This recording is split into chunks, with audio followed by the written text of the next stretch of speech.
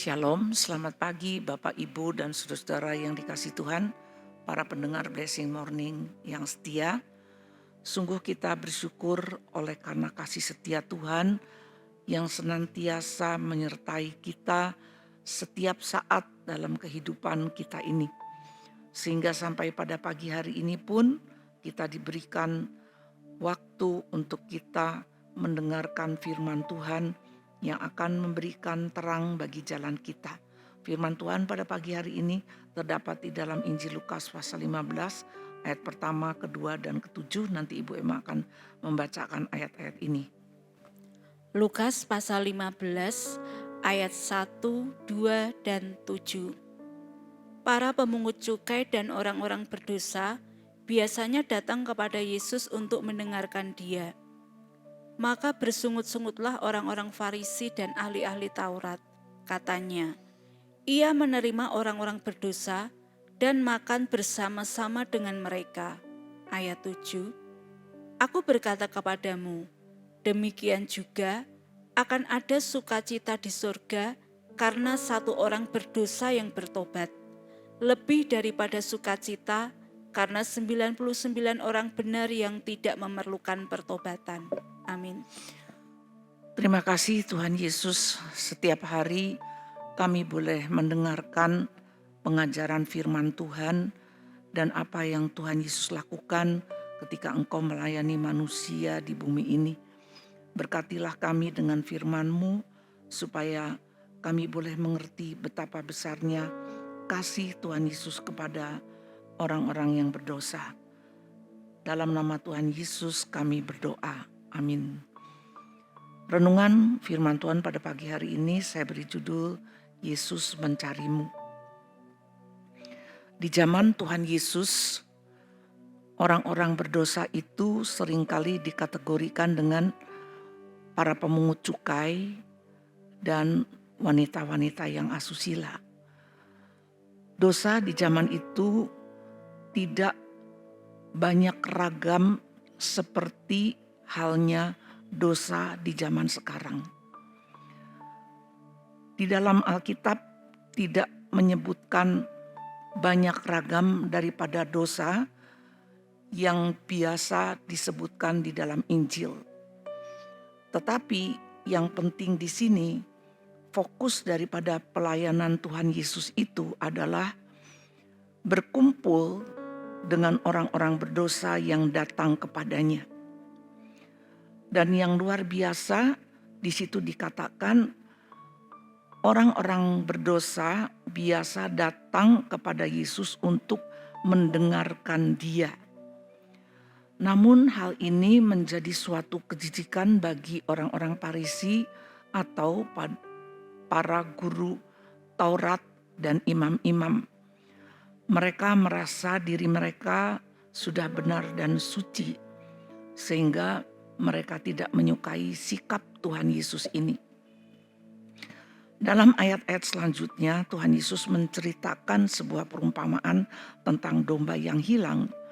Bagaimana ketika seorang gembala yang mempunyai 100 ekor domba, namun ada satu yang tidak kembali ke kandang, pasti dia akan mencari yang 1 ekor ini dan meninggalkan yang 99 ekor.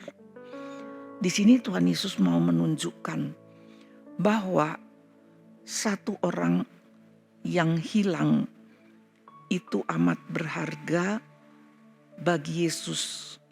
Sama harganya dengan mereka 99 yang sudah merasa benar.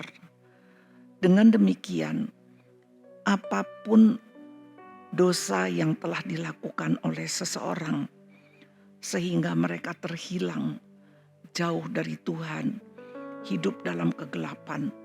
Mungkin orang tersebut sudah merasakan sangat tidak layak dengan segala dosa yang diperbuatnya.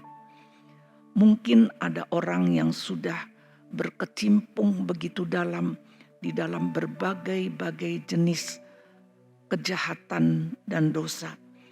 Apapun sudah pernah dicobanya. Minum minuman keras, melakukan penipuan, perzinahan, bahkan pembunuhan. sehingga membuat dirinya tidak pantas lagi di hadapan Tuhan. Tetapi Tuhan sebagai yang memiliki kehidupan setiap manusia tetap akan mencari orang-orang yang berdosa yang tersesat itu. Oleh karena itu dia mengumpamakan orang berdosa itu seperti seekor domba. Seekor domba tidak bisa mencari jalan pulang seperti hewan-hewan lainnya yang mempunyai insting lebih tajam. Oleh karena itu, di sini kita melihat betapa Tuhan Yesus sangat bisa membaur dengan orang-orang berdosa yang mau datang kepada Dia, bahkan mau mendengarkan Dia, lebih daripada orang-orang benar yang merasa sudah tidak melakukan dosa lagi. Karena itu biarlah apabila firman Tuhan ini didengar oleh siapapun akan mengetahui bahwa tidak ada dosa yang besar yang melebihi dari besarnya kasih Kristus. Artinya Kristus mempunyai kasih yang jauh lebih besar daripada segala dosa manapun yang dirasakan sangat besar oleh seorang yang telah jatuh ke dalam dosa. Yesus mencarimu. Amin. Terima kasih Tuhan apabila pada pagi hari ini kami boleh mendengarkan betapa di dalam hatimu orang-orang berdosa yang sudah jauh tersesat, jatuh sangat dalam di dalam berbagai macam dosa. Apapun jenis daripada dosa yang dilakukannya, Engkau tetap akan mencarinya. Dan kami bersyukur Tuhan apabila ada orang-orang berdosa yang siap untuk mendengarkan suara firman Tuhan, ajakan firman Tuhan untuk kembali kepadamu.